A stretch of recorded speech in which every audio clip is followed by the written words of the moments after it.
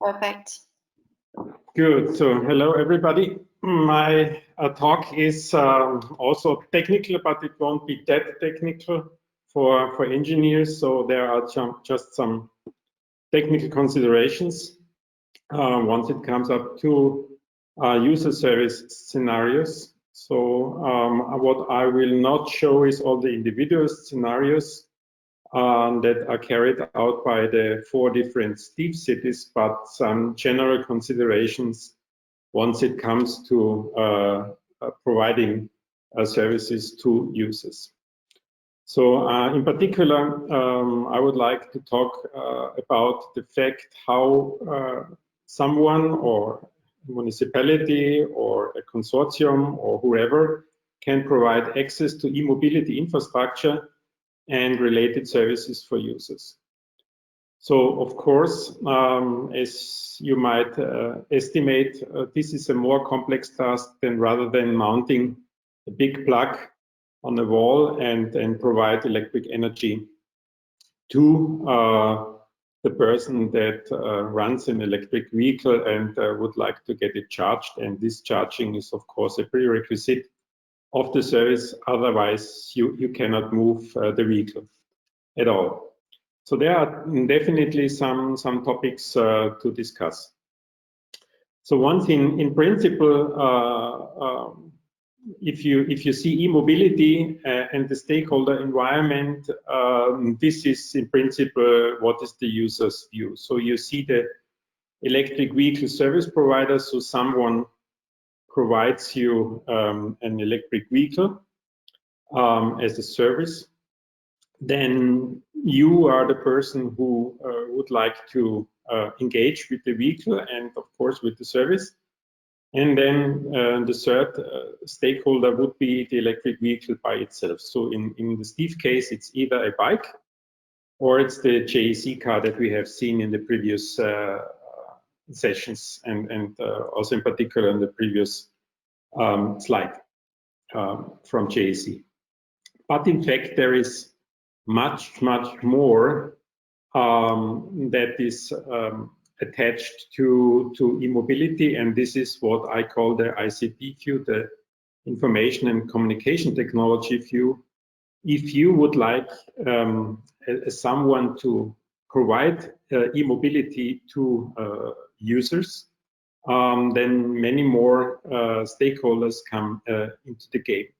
So we figured it out as well that we have to deal with distribution of energy retailers, of course, the equipment itself for the electric vehicle supply, the operator, the OEM. So you see here some of them are part of the project that makes it easy for us to address all these issues.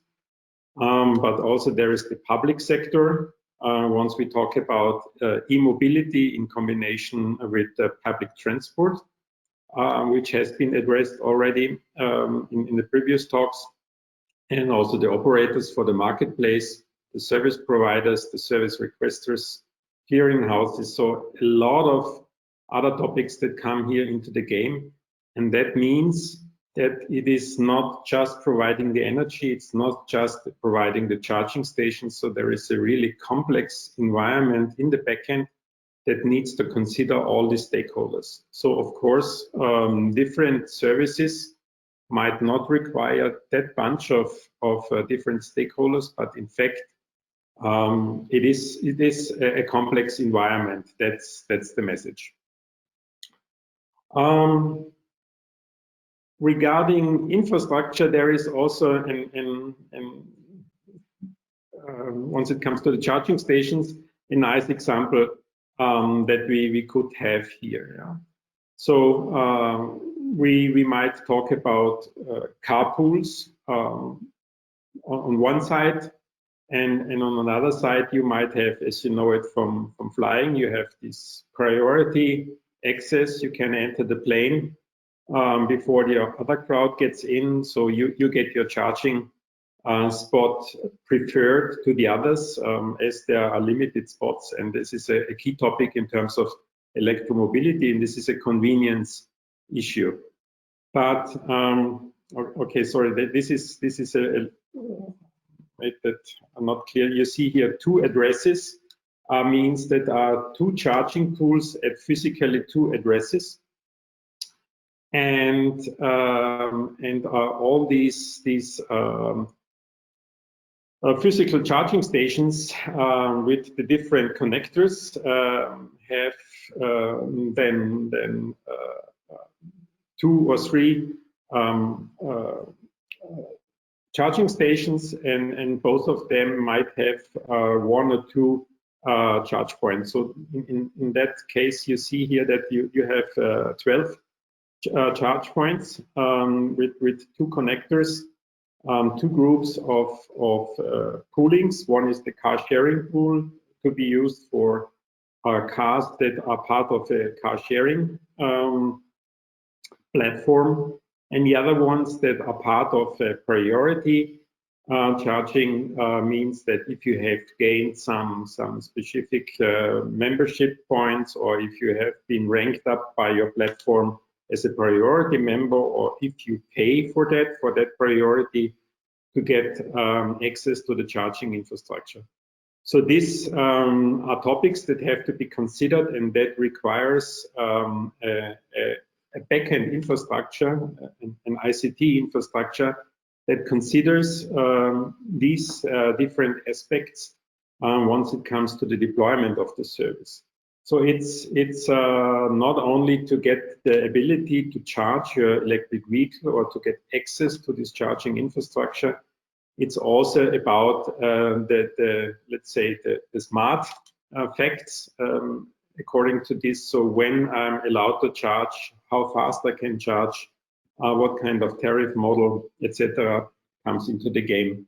So that brings me to my next slide, which is some of the topics we addressed here in our work, in particular for electric mobility charging. So first one is the automatic identification of the driver and or the car. That means what kind of tariff model that applies for charging, and what charging mode is selected depending on the vehicle you drive. Of course, in Steve, we have a simple view, means we have only one car that is to be considered, and the tariff model is simple as we provide the service so far for free. But it is an aspect further on, once it comes to deployment, that it is necessary to identify both the driver and or the car to get the appropriate charging for that vehicle that is in operation right now for you as a user. The next one is definitely upfront reservation to move faster. Move faster means that you might run out of battery and you would like to do some upfront reservation. So there is definitely a reservation system necessary that guarantees you for that limited amount of charging spots that you get your charging spot in time of your arrival, and then you might select a fast charging option so that you can move on faster in the future. Or if car pools provided by an e-mobility provider is using by contract another pool of charging spots, that there is a pre-reservation possible once these cars run out of battery. Another topic is the online and offline mode, in particular for the user. So if you intend to rent any electric vehicle where you do not have internet access, that means in the garage on the second level downstairs, you might lack of internet connectivity. And once we go mobile and all these bookings are done mobile, there must be an option, of course, provided by the infrastructure that you still have the ability to go offline and do your locking and unlocking of the vehicle you would like to rent or you would like to give back or to recharge, that this operation is guaranteed even if your smartphone is not permanently connected to the operator's backend. Then second topic is, as already mentioned, the smartphone is a key topic in the acceptance of such services. So users require instant updates on the status of their device. So either what is the charging status of my device, or sorry, of my vehicle I would like to use, if it's the vehicle I operate right now, and what kind of services I can purchase in the meanwhile to bridge the time for charging. So this is in particular a topic once the car is operated by for example, what we have in Steve, by members of the municipality. They would like to know how much time they have until the car is fully recharged, or at least 80% recharged, and what other services they can take in the meanwhile. And then payment is definitely a topic, but payment is not only to pay by credit card or by very seldom cases. I think it's not the case at all by cash, but it's about if you run an electric vehicle that is part of a fleet or a carpool. A fleet could be that your company or the municipality is providing that fleet, or the carpool is providing the vehicle.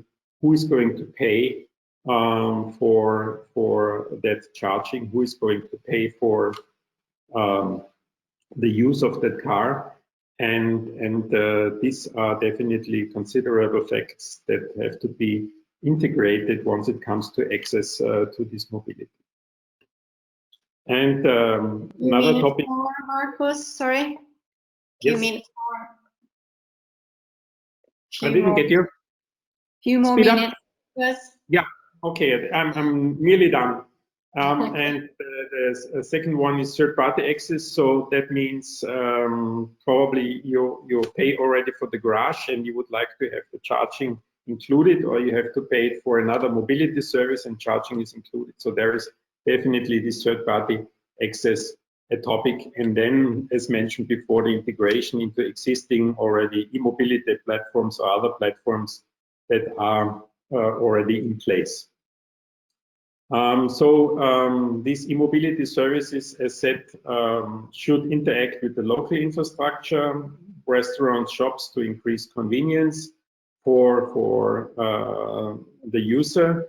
Probably a combination of event ticketing and mobility, parking, combining parking with electric charging, and also the combination of public mobility services that are already in place together with e-mobility. As a set platform to support the fleet management, an integration of a map to find out the shortest path for your driving as one example, but also to find the services. And there is a lot of marketing and loyalty options necessary to engage people with this e-mobility service in terms of push notification that can be provided, or provide vouchers upon collection of loyalty points, green points, or whatever how you call it, and different kinds of gamification concepts. That brings me to the last slide. So if you're interested to use the Steve services, there is an app available on the Google Play Store. Download it and you will see the different cars and bike stations to rent. You can do a pre-reservation and just run the Steve service, and at the end you are asked on the right side, you see some short question about the services that have been provided, and we would be happy if you give us feedback, so we can add your feedback to the general recommendation.